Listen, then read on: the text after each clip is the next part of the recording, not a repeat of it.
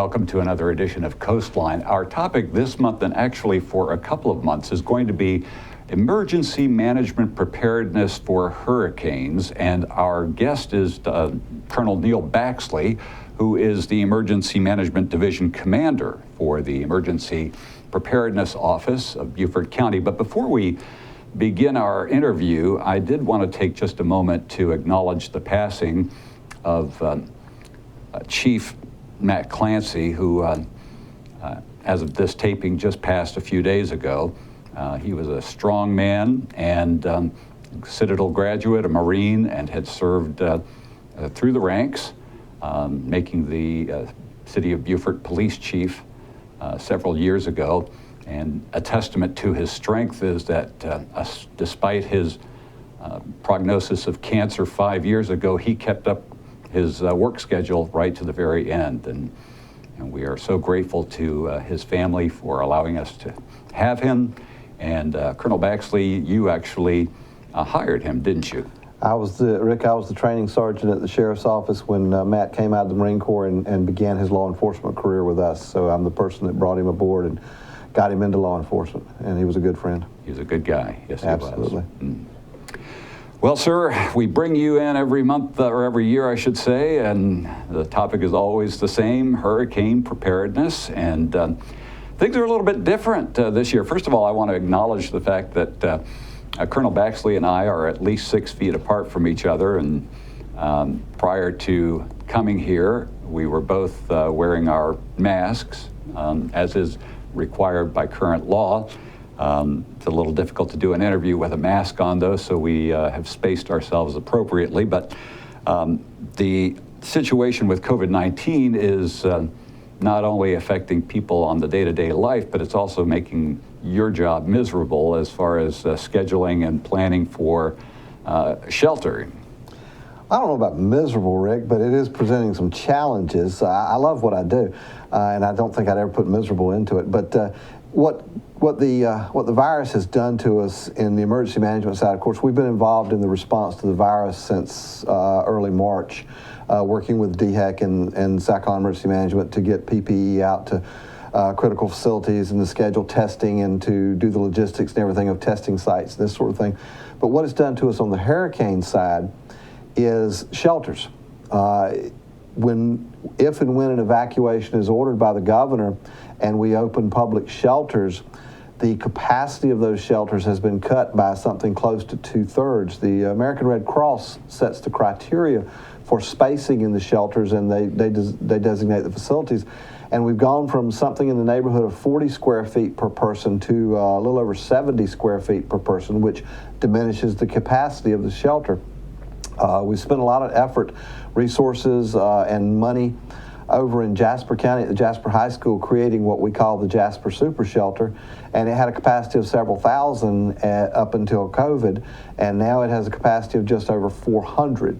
So if we get into the scenario of needing public shelters, we'll open that one first, and as it reaches about half of that scheduled capacity, roughly 200 folks, we'll have to open shelters further inland in Hampton, Barnwell, Bamberg, and Aiken counties. And the challenge then becomes those shelters will be at minimum capacity because of the virus.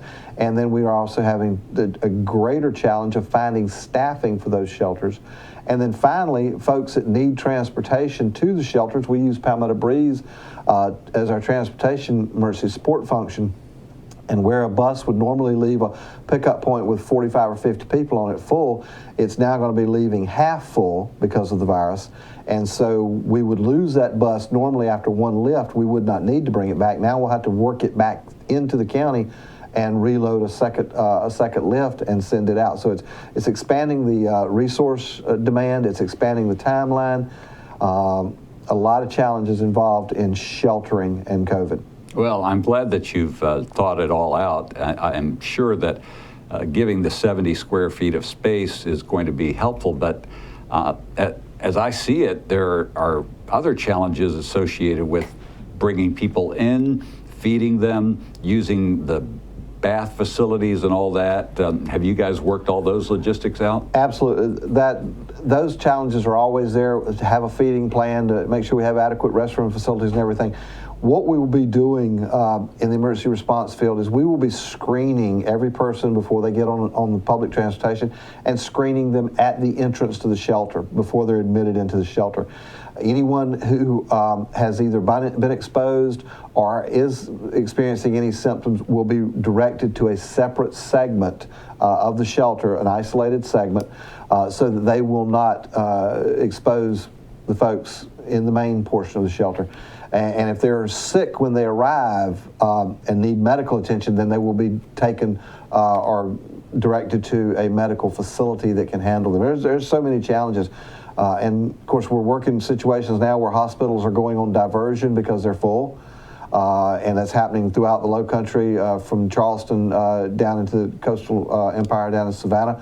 Hospitals are going on diversion. So if we get someone who's sick, then we have to find a facility that can take them, that's got an available bed to take them. A lot of challenges, and we're working through these challenges every day and getting new ones. And, where we have exercised pandemics before, and we did have a pandemic plan at the sheriff's office since the middle 1990s, we'd never actually lived through one. It's one thing to do a tabletop exercise, it's another to work your way through it. How's this comparing to the plan? It's following along pretty good. You expect to have difficulties, and the first difficulty was a shortage of PPE, personal protective equipment. When the entire nation is suddenly demanding the same consumable item, and you're fighting for that. Fortunately, at the sheriff's office, we had a small cache of PPE set away, so we were able to take care of the sheriff's deputies and emergency responders, and then the national response plan was able to get us a quantity of them flowing to sustain us until the manufacturers could catch up. And it's still not perfect. I mean, we're getting them now from the manufacturers, but we're not getting them in the quantities we'd like to get them in. And then we have a surge of something like something came across my desk this morning. Some facilities are looking for disposable gowns. And so we're trying to find an outlet to get them disposable gowns through the manufacturing process, because nobody has them in stock in the emergency response side of the house. Those are all gone. So we're just meeting these challenges every day and finding a way through them. Yeah. Getting back to the sheltering, you said you were going to be screening everybody. What is the screening? Is it just taking a temperature, or you'll be doing a swab? No, not a swab. They'll be taking the temperature and a questionnaire. To see, and of course, then you're on the honor plan that folks are going to tell you the truth. Right. And if you're sitting there looking at a hurricane coming. Well, again, I want to stress that we have a place for them to go. Okay. So be honest with us. We're not going to put you out in the elements. We're just going to keep you separated from the main population that is not displaying any symptoms. Okay. So again, we need honesty. And if you get sick, we need to know that ahead of time, so that there's a potential of you getting sick. We can respond to that appropriately. Well, then we move forward. It's been quite a year. Not only has COVID been on our radar, but the hurricane season seems to have gotten a head start. As we are taping this, we're looking at Isaias, I think is how you pronounce his name. He is scheduled to, I think, maybe do a glancing blow to Beaufort County as of right now. It looks like perhaps North Carolina and the Virginia coastline might get the brunt of it up to New Jersey. But are you surprised by how early this has begun? No, this has been a trend for the last several years of more storms. It's a cyclic trend. If you look back through history, you can see the cycles, and we only have about 200 years of really good quality weather history in this country, and you can see the cycles. I'm not surprised. I am a little surprised that we're in July and we're in the I storm, the letter I. I think that is a first. To get that many storms this early does not bode well for September and October. And like you said, we're taping this episode with a storm out there. We're probably looking at some tropical storm force winds Sunday night and some water inundation in low-lying areas. And we're looking at it right now as a good warm-up for what's probably coming in September. Yeah. Getting back to social distancing and everything, I'm kind of glad we decided to do this program in our studios. The last couple, I think we did one out at the airport, and the one before that was out at some county facility. Both of them were right in the middle of summer heat, so it's a blessing to have the air conditioner on. But typically, one of the things that you do, and where we've taped also in the past, has been the emergency facility. How is that all going to work out? Because you usually bring in, gosh, I don't know, 30 or 40 experts in their field to man phones and deal with their respective areas. Is that going to change at all? No. It's closer to 50. We have 35 seats in the room, and it's closer to 50 people to get the job done per shift. And we can't scale that back. Those are all critical people, and they have to be working together. And on a normal day-to-day, people say, well, you can do it electronically and digitally and through the internet. One of the things that we know will fail is the power and the electronics and the network, and so we have to be able to continue to function. So we'll be doing screening again. The county facilities have been locked down now. This is the second time we've gone through a lockdown this summer with the buildings closed. The sheriff's office has remained closed all the way through. We did not reopen at any point. And so we'll be doing screening at the door, temperature screenings. We'll be screening at the beginning of every shift. We may screen periodically through the 12-hour shift because what we understand, these symptoms can come on in a hurry. So we may periodically just go through the room and just do a spot check on everybody's temperature with the little digital handguns. And we'll do the same questionnaire screening. Have you been exposed? Is anyone in your family sick? Have you been sick?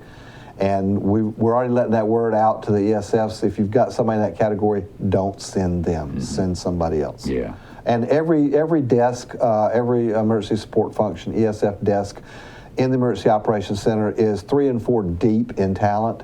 So if one person is sick, they've got a replacement. For our viewers that may not have seen our previous programs dealing with hurricane preparedness, give us an idea of what the various ESFs consist of. It follows the Federal Emergency Response Plan, so you could walk into any emergency operations center in the country and see the same titles, the same duties, the same job responsibilities. You just see different faces. And each one has a specific duty. For example, ESF 1 is transportation. For us, that's Palmetto Breeze, and it's South Carolina DOT oversees that. ESF 13 and 16 are traffic control and law enforcement security. ESF 8 is emergency medical. ESF 4 is firefighting. ESF 9 is search and rescue. Those two are combined. ESF 19 is the National Guard, and I'm trying to call them off the top of my head. ESF 24 is business and economics, which is the Chamber of Commerce and the South Carolina Retail Association. So there's a lot of different moving parts. It's not just the emergency responders, but the economics. The Red Cross is present in there. They sit at an ESF desk along with Department of Social Services. They do the human services side of it, seeing to the shelters. If we run into any kind of situations involving the individual criteria, we'll get it to them. Homeless folks that need to get to shelter, or maybe law enforcement's out doing their patrols and checks, and they come upon someone who's homeless who doesn't know where to turn. They call up to the ESF law desk. The law desk turns around to the DSS folks at the Human Services desk, say, hey, we've got this situation, and we'll arrange transportation for them through ESF 1 and get them to a shelter. Bottom line is that there's a lot involved in being prepared for an emergency. A ton involved. And we don't do this just for hurricanes.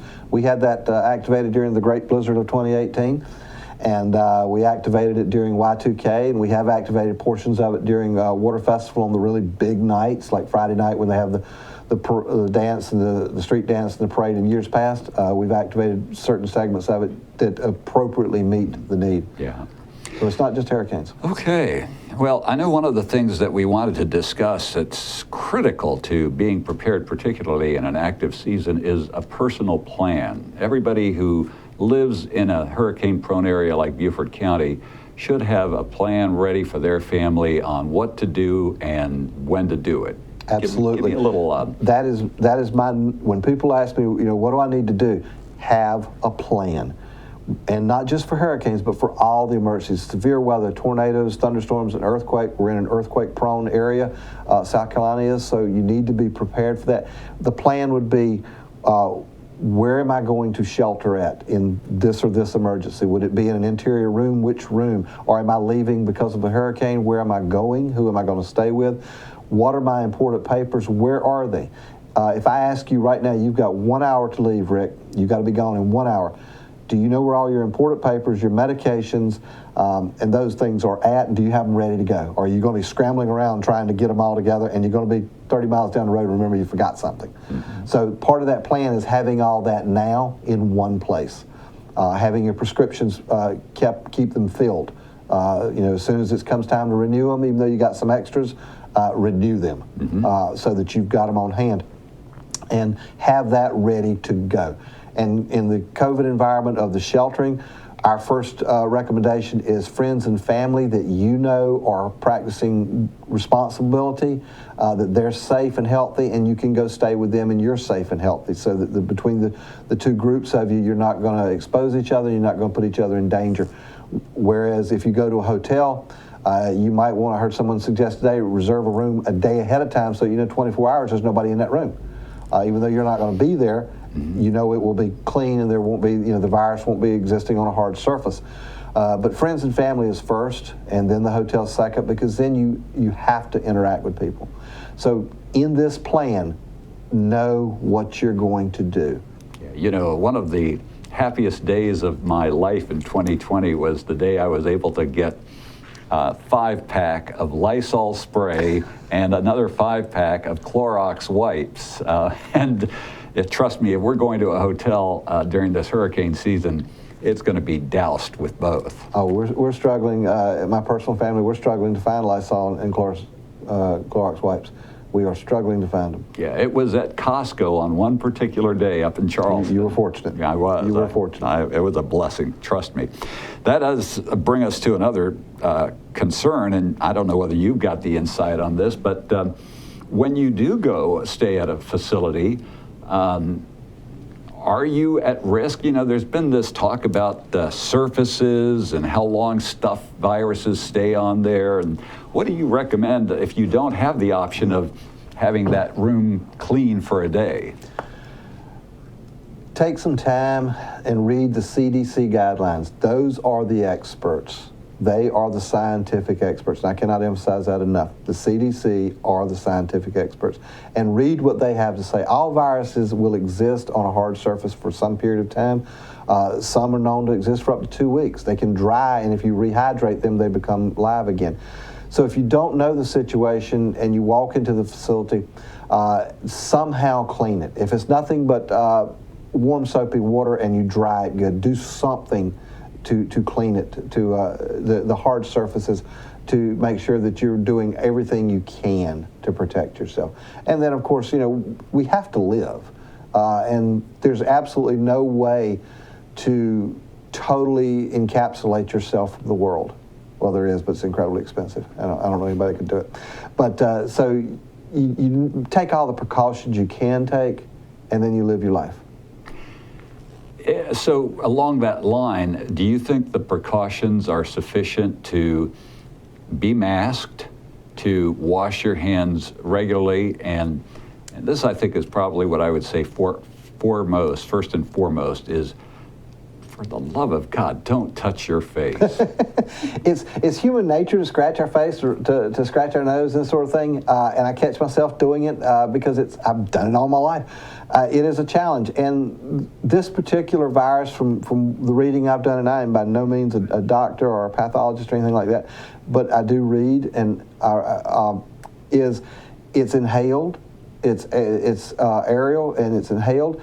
And so if you can keep your face and your nose covered when you're in close proximity to other folks, and you can keep your hands, frequent hand washing and cleaning your hands, and then stay away from your face. Because if you touch this hard surface, and let's say that you had sneezed across this table right before we came in, and I lay my hands on it, then I bring them to my face, I have transmitted that disease that simply. Mm-hmm. And wouldn't know it. Maybe I hadn't walked in the room yet. So I do believe, and I firmly, like you said, we were all wearing masks before the cameras went live, and we're 6 feet apart, and the rest of the production crew has left the room. Well, there's one camera person over here, but they're more than 6 feet. And they're masked. And they're masked. I do firmly believe that the mask makes a difference because it's protecting you from others and protecting others from you. And the hand washing, it's something we should do all the time anyway. Flu season, we encourage folks don't shake hands because of the same reason. So I believe in it, but the CDC, they're the experts, and they're constantly, as they learn more and more about this particular virus, they're adjusting their recommendations. So you need to stay current with those, and they're not hiding them. It's out there on their website. Go to them and see. Yeah, there's a lot of controversy. A lot of people are opposed to masks, but really when you stop and think about it, whether you believe or not that they're efficacious, isn't it just a matter of grace to look out for the concerns of other people? There is a lot of controversy, and again, I go back to CDC and those folks, through all of their scientific expertise, they're recommending it. So it's in my opinion, it's the right thing to do to protect others. You might be feeling fine, and this disease has shown that it is non-discriminatory. It attacks randomly across all ages and demographics. And ethnicities, and you and I could both get it, and one of us barely experience cold-like symptoms, and the other one of us pass away from it. Yeah. And there's no rhyme or reason for it. So when they're saying that wearing a mask is an effective and a smart thing to do, I got to agree with it. I'm not smart enough to tell them no. Yeah. The other thing that we wanted to really highlight before we take off is we live in a day of mass communication to the nth degree, like nothing we've ever seen. Twitter, Facebook, Instagram, TikTok, whatever the options are. Everybody's got an opinion, and they are all wanting to share it with you. And really, those are not the places to go for your information when it comes to hurricane preparedness, is it? No. During Hurricane Matthew, we underestimated the power of social media at the Sheriff's Office, and we learned. And we now have a social media specialist. That's all she does every day, is work with the social media platforms and get the Sheriff's Office and the Emergency Management Division message out there. We identified 144 sources of Hurricane Matthew information, and most of them were putting out bad information. Some of them they didn't mean to, but they were. Some of them were intentionally doing it. There is an element in society that sows disinformation for whatever reason. So I encourage folks to find an authoritative source. If you're looking for hurricane information, your first two choices are the National Hurricane Center's website out of Miami and the National Weather Service Forecast Office out of Charleston. Those are the experts. They launch the airplanes, they launch the weather balloons, they have the satellites. Everybody else is copying their information. And then look to the Sheriff's Office, to our platforms for local Beaufort County information. Look to the municipalities in Beaufort County. Beaufort, Port Royal, Bluffton, Hilton Head all have web pages, they have Facebook pages, they have Twitter pages, and they're putting out good, solid information that you can take to the bank. And we're all working together. We all have public information officers, and we're all working together to make sure that our message is consistent and yet tailored uniquely to Bluffton's needs or Beaufort's needs or the county's needs. And so go to those sources. When you start looking at your neighbor's Facebook or some stranger weather page that he just decided he likes to do weather or whatever, you are running the risk of getting some really bad information and making really bad decisions based on it. I'm not a meteorologist, but I did stay at a Holiday Inn But I did stay at a Holiday Inn last night, exactly. And so you're running a risk of making really bad decisions. And then what happens is, like we saw in Hurricane Matthew, our reentry plan worked exactly as we had planned it. But we had tremendous traffic congestion outside of the road checks because a whole lot of people didn't listen to us when we were telling them don't come home. And this is where we learned we underestimated social media.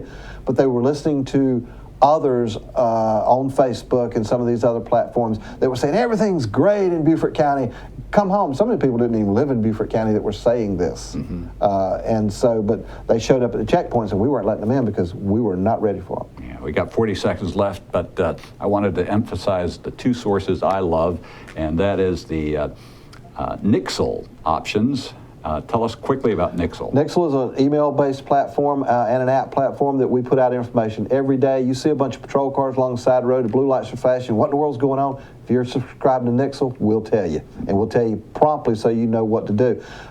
It's free to sign up. Just go to the Sheriff's Office website, and we've got a button there to click to get you to Nixle. We've got a button to get you to our Twitter and our Facebook pages. Just go to bcso.net, and it's all there to work for. And bcso.net was the second source where I go for information. Major Neil Baxley, thank you so much. Time is up. I'm a colonel, Rick. Oh, gosh. I'm still living in the past. Yeah, that's a while back. That's right. Well, you deserve, if they had a general, I'd give that to you. You. But you're about as high as you can go. I am as high as I can go, yes, sir. All right. Well, thank you, and thank Sheriff Tanner for all he does. I will do that, sir. Thank you. That's another episode of Coastline. We hope that you don't need the information that we've provided this month, but it's there if you do, and share it with your friends. Have a great time, and stay safe.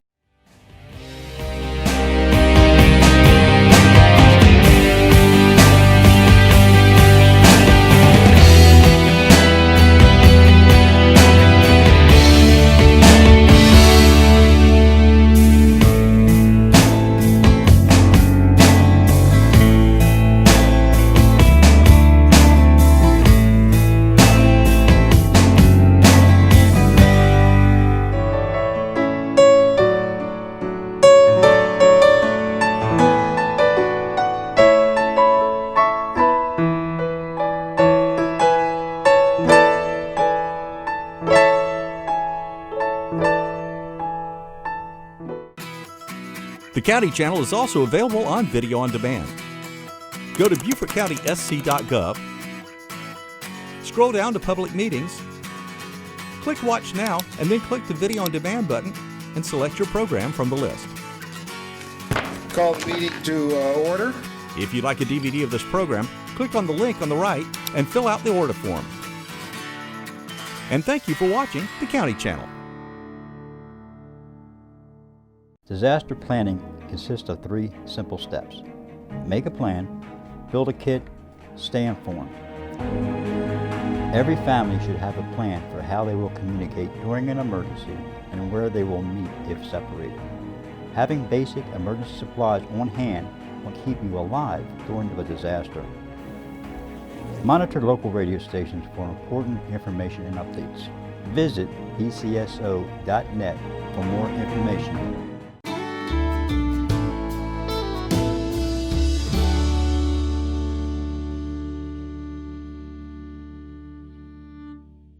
Disaster planning consists of 3 simple steps. Make a plan, build a kit, stay informed.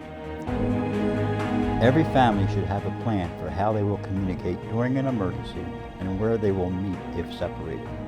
Having basic emergency supplies on hand will keep you alive during a disaster. Monitor local radio stations for important information and updates. Visit bcso.net for more information.